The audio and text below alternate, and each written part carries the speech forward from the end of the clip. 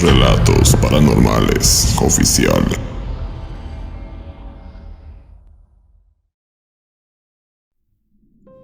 En aquellas semanas me había tocado hacer el turno de noche. Abril y Patricia, como generalmente sucedía, me acompañaban junto a Omar, siendo él el único varón del grupo. Lastimosamente no estaba pasando por un buen momento, me refiero a Omar, pues su madre había sido internada en esos días previos y todavía aguardaban por los estudios. No obstante, su comportamiento nos llamaba mucho la atención, eso debido a que no parecía estar tan preocupado. Es más, nadie notaría que tuviera a su madre enferma. Y aquí el punto más turbio de todo, pues según él, su madre estaba en perfectas condiciones. Es decir, que de la nada, una mañana sufrió un desmayo y no se pudo recuperar. Pero para Abril, Patricia y para mí, había algo que no concordaba con sus dichos. Y es que el estado de su madre era bastante crítico, estaba demasiado delgada y en las pocas veces que la vimos lúcida, apenas podía hablar. Ya teníamos bastantes años trabajando como enfermeras y dado a la experiencia, nos resultaba imposible creer que esa mujer no estuviera enferma desde hace ya bastante tiempo. Pero nada podíamos hacer. Omar era el único hijo que todavía vivía con su madre, y como los demás familiares no los conocíamos, no podíamos tener acceso a la verdad. Eran cerca de las 4 de la madrugada cuando, al hacer un recorrido habitual para checar que todo marchara en orden, al pasar por la habitación que ocupaba la señora, los vi a los dos. Ella, con sus ojos cerrados y la boca abierta. Omar sentado a su lado, mirándola fijamente, con una tétrica sonrisa en sus labios. Mi nombre es Elsa Beatriz Ávila Rodríguez. Soy de México. Mi experiencia está ambientada allá por el año 2009, cuando en mi inocencia seguía pensando que todas las personas tenemos bondad en nuestros corazones. Se marchó de aquí. Mi amada madre dejó este mundo para unirse a mi padre y a los demás familiares que se nos adelantaron. Pero mírala, se fue feliz, en paz, sabiendo que yo, su único hijo, se quedó con ella, la cuidó y la amó hasta el final, pronunció Omar cuando me vio ingresar a la habitación. Les juro que no supe cómo reaccionar, me puse tiesa, desconcertada. No sabía si en realidad me estaba haciendo una broma, burlándose de mí, o peor aún, faltándole el respeto al cadáver de su madre al reírse de ella. De por sí la señora estaba básicamente demacrada, su cuerpo estaba tan deshecho que ya no parecía un ser humano de verdad. Más bien, su aspecto era como el de un muñeco cadavérico, y tal cual les mencioné recién, su boca abierta y labios morados no hacían otra cosa que manifestar mortandad. Tenía una expresión de terror y dolor tan marcada que me era imposible escuchar a Omar decir eso. No, ella no falleció feliz ni en paz. Ella se fue de este mundo cargando consigo solo sufrimiento y tristeza, agonía desmesurada que la invadió en todo ese tiempo que estuvo internada. Misma desolación que sin duda alguna fue alimentada por la soledad y el poco interés que le demostró su único hijo que tenía cerca. Pues les juro que así fueron las cosas. Éramos nosotras las que estábamos al pendiente de ella, ya que Omar parecía ni siquiera recordar que su madre estaba ahí. Luego de decir eso, cubrió la cara de su difunta madre con las sábanas, se puso de pie y dando un muy fingido suspiro, me miró a los ojos para decirme aquella frase que empeoró 1000 veces más el pésimo concepto que ya tenía sobre él. Pero en fin, nada podemos hacer. Las personas van y vienen. Tarde o temprano, nos llega el momento. Horas más tarde, las muchachas y yo ya estábamos tramitando todo para que la señora pudiera recibir una cristiana sepultura, ya que Omar, argumentando que el dolor de su partida lo tenía destrozado, no sentía ganas de hacer nada. Al menos estuvo en el velorio y en el posterior entierro, y eso lo sabemos porque nosotras también participamos en ambos funestos eventos. A Omar le dieron un mes completo para que viviera su luto. Había más enfermeros que podían reemplazarlo sin problemas. Sin embargo, y como si todo lo que girara en torno a su vida fuera una burla, el muy descarado se presentó a trabajar a las 2 noches, argumentando que no requería más tiempo, puesto que ya se había preparado para ese triste desenlace. Está loco, no, o tal vez no lo está. Lo que a él le sucede es que es un hijo desgraciado que jamás amó a su madre. ¿Qué otra explicación puede haber? No solo se comportó indiferente a ella en todo ese tiempo, sino que ni siquiera le dolió un poco como para vivir el duelo. Ustedes muy bien están de testigos. Vamos, por favor, éramos nosotras las que la cuidábamos. Éramos nosotras las que nos encargábamos de su alimentación, de su aseo, de la administración de sus medicamentos, de su cuidado, de todo. Él jamás se interesó por su madre. Pobre mujer. No me quiero imaginar cómo habrá sido su vida al lado de ese hijo tan miserable y desgraciado. Gracias a Dios que ahora descansa en paz, dijo Abril. Por favor, compañeras, no debemos juzgar a Omar, mucho menos en este momento y circunstancias. Además, todas sabemos que cada quien vive su duelo a su manera. Y si tenemos en cuenta esto, no podemos decir que él no la quiso. Quizá es su modo de vivir el dolor, tratando que los demás no lo noten, aconsejó Patricia. ¿Estás bromeando? No puedes negar los hechos, lo que pudimos y aún podemos ver con nuestros propios ojos. Omar fue un pésimo hijo, si es que se merece ser llamado así, culminó Abril. Y justo en ese instante fue que una voz nos sorprendió cuando ingresó a la sala. Tranquilas, muchachas, por supuesto que estoy dolido. Después de todo, era mi madre, ¿verdad?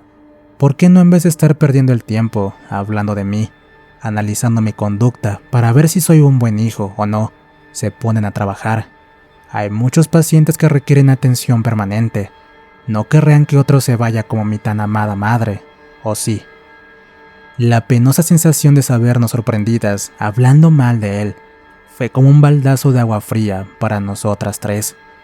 En aquellos momentos estábamos en la sala que solíamos usar los enfermeros para tomarnos un descanso, por lo que cada quien teníamos una taza de café en las manos, al que por cierto ni siquiera pudimos terminar de beberlo, pues debido a la incómoda situación no nos quedó de otra que salir de ahí.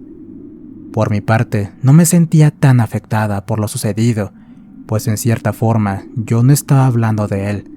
Quienes lo hacían era Abril y Patricia, a quienes el tema se les salió de las manos. Por obvias razones, ellas no dijeron absolutamente nada. En un mudo silencio y con la cabeza baja, se apresuraron a salir de la sala. Yo las seguí por detrás, siendo la única en situación como para decir algo, por lo que le respondí que tenía razón, que teníamos mucho trabajo para hacer. Las frías jornadas de trabajo nocturno siguieron su curso. Habían pasado más o menos 3 semanas desde el fallecimiento de la madre de Omar, cuando una madrugada, y haciéndonos sentir escalofríos a todos los que la escuchamos, el grito de Abril irrumpió el preciado silencio del piso al pedir ayuda desde una de las habitaciones. Al llegar, la encontramos junto a un paciente, a quien luego sabríamos que le estaba dando los correspondientes medicamentos, cuando de la nada vio algo que la hizo estremecer de miedo. De seguro me dirán que estoy loca, pero les juro que yo la vi, fue real. Era la madre de Omar. Estaba parada a unos pocos metros de distancia. Tuve esa extraña sensación de ser observada. Fue por eso que volteé a mirar, y ahí estaba ella. Me quedé paralizada. En un principio, ella solo me miraba, pero segundos después empezó a tener náuseas, para a continuación comenzar a vomitar. Era líquido hemático, les juro que era líquido hemático.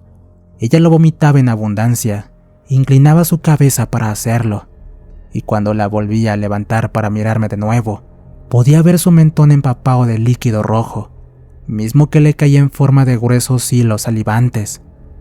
Acto seguido, se inclinaba para vomitar otra vez. No sé en qué momento grité. Todavía no puedo salir de este pávido estado. Lo único que sé es que yo la vi, ella estaba ahí, aunque el paciente que está conmigo dijo no ver a nadie. Fue un tremendo susto lograr que Abril se calmara. De por sí ella siempre fue impulsiva, por lo que podrán darse una idea del estado en el que estaba. En efecto, el paciente a quien ella estaba atendiendo en ese momento nos dijo que no vio a nadie, que simplemente Abril dejó de atenderlo para mirar a un costado y luego lanzar ese escalofriante grito. Cuando Abril terminó de contarnos lo que le tocó vivir, Patricia y yo quedamos estupefactas, pero eso no se debió al relato en sí, sino que nosotras habíamos vivido algo similar, de lo cual solo nos atrevimos a hablar en esos momentos. Yo vi a don Osorio, el paciente que tenía una enfermedad no tan grave. ¿Se acuerdan de él? El que se estaba recuperando y de repente toda su salud se vino abajo. Fue a la noche siguiente de la que falleció. Yo caminaba por un pasillo rumbo a la sala de enfermería, cuando a lo lejos lo vi. En primera instancia, me negué a creer que se trataba de él. Mientras me acercaba, intenté mirarlo mejor, pero todo en él era idéntico. Cuando finalmente lo crucé al pasar por mi lado, ya no tuve dudas. Era don Osorio, quien sin ni siquiera verme a la cara, pasó con su mirada al frente y su lerdo andar. Tardé en reaccionar. Cuando me detuve a voltear, él ya no estaba, probablemente porque ya había llegado al final del pasillo y cambió de rumbo. Me costó, pero logré justificar el fenómeno diciendo que tal vez vi mal, que se trataba de otro hombre en realidad, y que mi cansancio me estaba haciendo ver cosas sin sentido. Como no volvía a pasar por nada parecido, preferí olvidarme del asunto, contó Patricia. A mí me ocurrió con doña Pedraza, quien ocupaba la habitación número 103, la que estaba a punto de recibir el alta médica, pero que sufrió una descompostura de la cual no se recuperó nunca. La vi entrar al ascensor cuando yo me dirigía hacia ahí. La vi de espaldas, pero tenía usando incluso la misma ropa con la que llegó. Una vez que estuvo dentro del ascensor y antes de que la puerta se cerrara, al ya estar con su rostro dirigido hacia mí, la pude ver bien. No tengo dudas, era ella, confesé. Esa noche acordamos en contarnos si es que volvíamos a tener una experiencia de esa índole. No les voy a mentir, estábamos aterradas. En un momento dado, pensamos en hablar con Omar para contarle lo que nos pasó, y de paso, preguntarle si a él le había ocurrido algo similar, pero al final desistimos de la idea por el mismo hecho de su confusa conducta, pensando inclusive de que únicamente se burlaría de nosotras. Entretanto, y como lamentablemente es normal en un hospital, pacientes siguieron perdiendo la vida, y fue recién, hasta una semana después, de que nos dimos cuenta de un lúgubre detalle. Y eso fue gracias a Abril, quien descubrió a Omar, haciendo lo que ya directamente consideramos pasar los límites.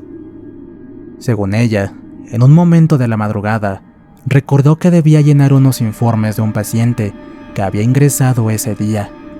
Decidió ir a la habitación que éste ocupaba, con las esperanzas de encontrar algún familiar cuidándolo, para así pedirle algunos datos.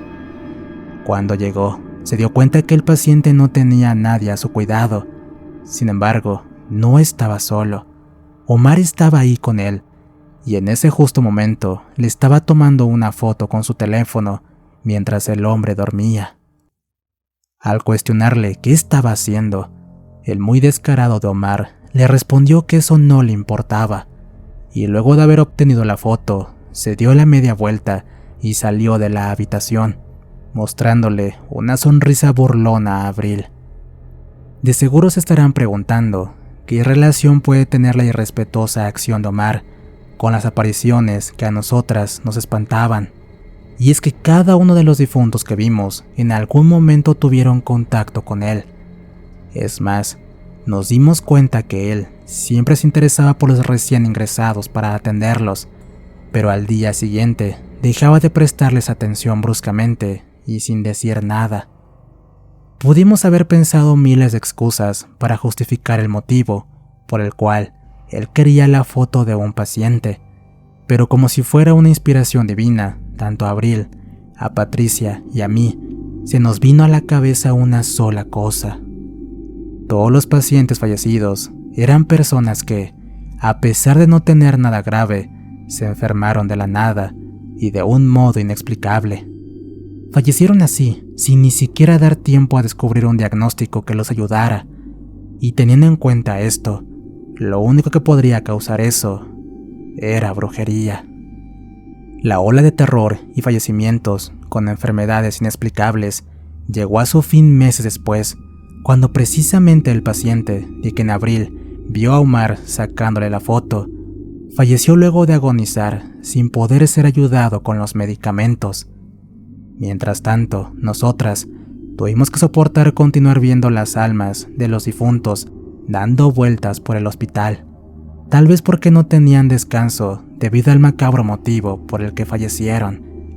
Y de seguro se preguntarán por qué no tomamos cartas en el asunto antes, si ya estábamos seguras de que Omar está involucrado en esas muertes.